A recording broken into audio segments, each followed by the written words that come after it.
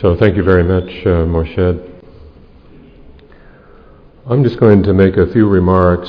I want to begin by just saying how much of a privilege it's been for me to work with my colleagues and to be amazed and delighted at the progress that we have done together, and the sense of optimism that I feel despite the harsh realities that exist in this region of the world. I'm only going to talk for a few minutes. I've got too many slides. What I'd like to do is just share with you one set of ideas, give you a little bit of history about the program, and then invite the speakers up to begin a discussion.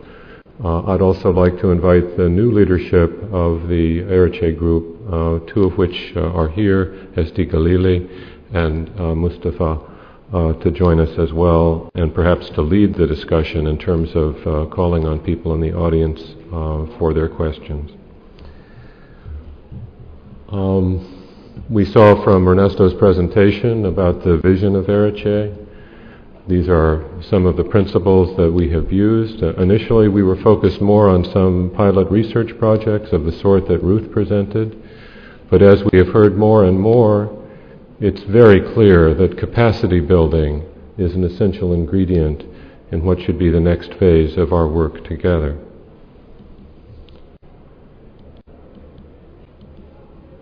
So here's the little piece that I wanted to share with you. And this is my perspective coming in part from what we heard yesterday about sort of our evolutionary origins, and I think that perspective is one that I find useful in thinking about this. War and conflict activates our fight and flight response, our stress response systems, our threat detection systems, and our attachment systems. At the time of 9/11 in 2001, it was very important to me to talk to my daughter, who was living in New York at the time, a graduate student at Columbia University. It was equally important for me to talk to my son in law school out in San Francisco. I had to talk to them. I had to get through to them. And of course the telephone system was so oversubscribed that it basically fell apart. What's so interesting is that if you look at the brain systems that are involved in stress response, what you see is that they are immediately adjacent to our affiliation systems. And I'll be talking later on this afternoon about paternal preoccupations and what's on the mind of this mother. It's always wonderful to hear Ruthie talk. She knows so much about these issues and has so much to teach us. I'll be talking about this particular part of the brain. She was talking about the cortisol response. The other one that we've been real interested in has been oxytocin. And there are two places in the brain that make it, the paraventricular nucleus and the supraoptic nucleus.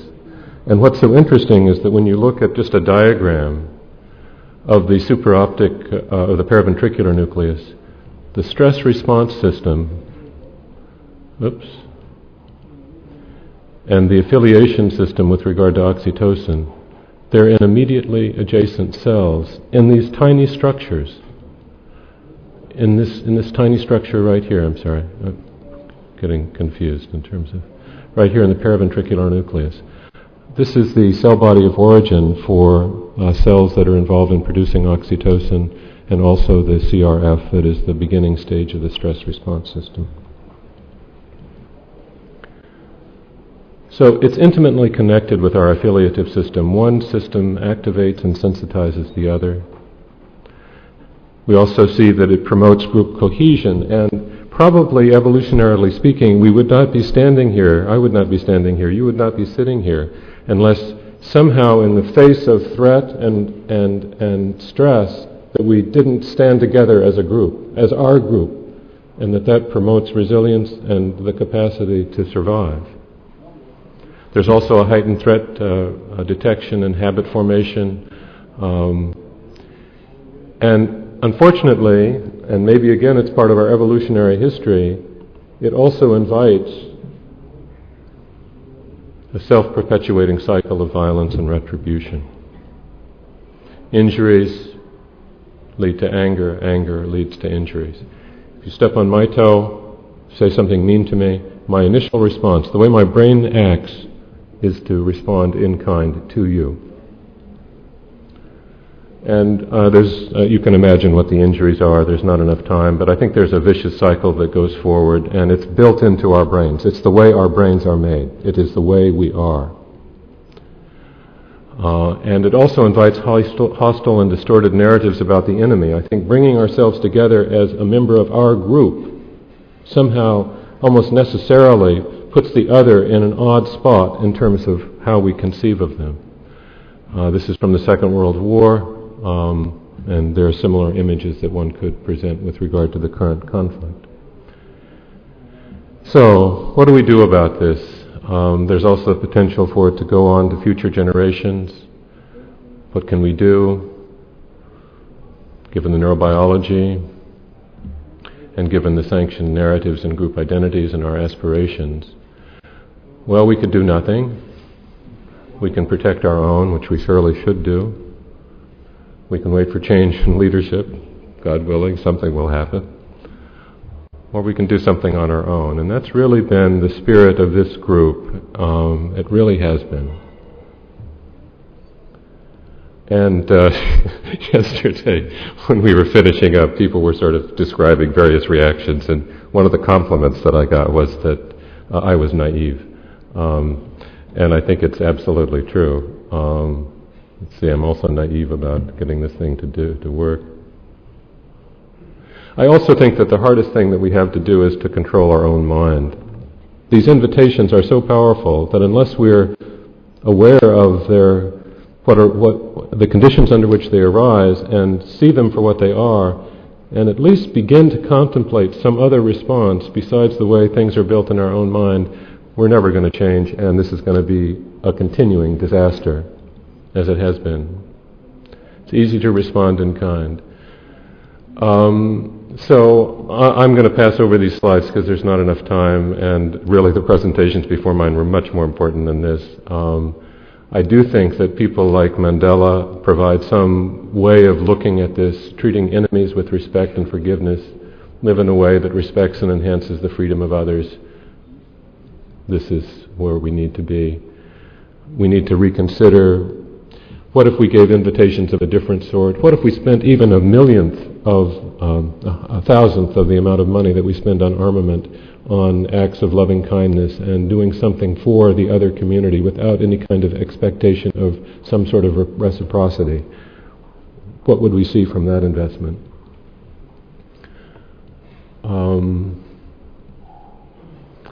I guess I have a thing about loving kindness, but I think respect for the other and their sanctioned narratives. Let me just review a few of those. I'm not going to go through all of these slides, there's not time. Is there a way of responding to injury in some other way? Here's some from the Quran. Those who act kindly in this world will have kindness. Those who are kind and considerate to Allah's creatures, Allah bestows His kindness and affection on them.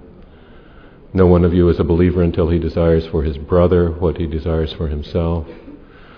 This is one of my favorite concepts in the Jewish tradition. Hesed, an act of loving kindness, is done without any expectation of remuneration, distinguished from acts of charity. The world stands on three things: the Torah, on the service to God, and on acts of loving kindness. What is hateful to you, do not do to your fellow man. This is the entire law. All else is commentary. And I'm a bit of a neo-primitive Buddhist. In this world, hostilities are never appeased by hostility, but by the absence of hostility they are appeased. This is an interminable truth. Anyway, there's a lot that can be done if people work together, and I think we've seen evidence of that this afternoon. I'm going to just skip over. There are certainly limitations to what we're doing and trying to do, and certainly we don't want to be overly... we don't want to make it seem as if this is the only group that's trying to do something about the situation. Many, many, many, many other groups are, and we look to work together with them. And I would just say a little bit of history about Eritrea. Here's a quote from Schweitzer. Constant kindness can accomplish much. As the sun makes ice melt, kindness causes misunderstandings, mistrust, and hostility to evaporate. So Ereche, you heard about the history at the beginning. There's a bit more of it. Donald Cohen played an important role in trying to bring these parties together when he was trying to organize in 2000 the Yagapap meeting that never took place in Jerusalem. And we've talked about that. We now have official affiliations with all of these universities. We have full endorsement from them for this effort and project. We have had a series of meetings. The most recent one was for 3 days here in Firenze. We heard about Ruth's pilot project. We don't need to go through that in any greater detail. She certainly did a wonderful job. The first time we met was in Ereche in Sicily. It was a wonderful occasion. We did a lot of things that groups need to do when they begin. Here we were in Ereche. We came up with an organization. We decided on a name. Actually, Morshed came up with this one, and it was the name of the town that we were meeting in. But these were some of the other ones we voted on. Last summer we met in Roma. The province of Rome was our host, and here we are in their facilities. Here's Shafiq talking about Ereche. You see Professor Kafel. Here's Ruthie, and also Iyad Halak, who could not be with us this time, but was the representative from the Palestinian group in the initial group of leaders. We had an action plan, and now in Florence we met at this wonderful place, Innocenti Institute, just fabulous place. Sorry about that. And I know it from the Research Center for UNICEF. They did this wonderful report card just recently about developed countries and how poorly America and the United Kingdom were doing in terms of the welfare of their children. This is just a picture of Innocente and the inner courtyard, our group. Here's Professor, or the director, Dr. Maggi, with Professor Kafel and some other members of our group. We heard a little bit about the suicidality presentation. There were also very moving presentations. Sami Elvadi, Awada, who is here, gave us a perspective from Gaza. Mustafa talked about reflections about the Second Lebanese War and this change in leadership. It used to be, and there, of course, there are esteemed leaders who we will look for advice, Shafiq and Ruthie. And Iyad, but we're now involved with Esti, a wonderful woman from Hadassah, Mustafa, who has been either the current or past president of the Palestinian Psychological Association, and Hazim Ashur, who is currently mostly in Bethlehem and Ramallah, and is a member of the health ministry for the Palestine Authority. Had a lot of meetings, a lot of talk, a lot of emotion. The one thing that I thought for sure Shafiq was going to say, along with Itamar, was that they engage us in a regular practice of trying to deal with each other through group process that has been, I think, enormously effective. And we have an action plan. This is just some of the things that we need to do. And I'm going to stop right now. The long-term capacity building is crucial. This is what I wanted to show. We do need your help. We need volunteers to present in the region. We need support for trainees in long-term programs. There are people remarkably coming from Gaza to work at Hadassah. They don't have enough support. We need to find a way. If you know some way that we can do that, that would be fantastic.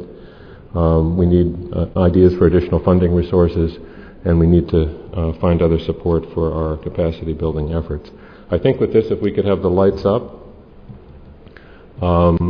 if I could ask everyone who presented to come to the stage.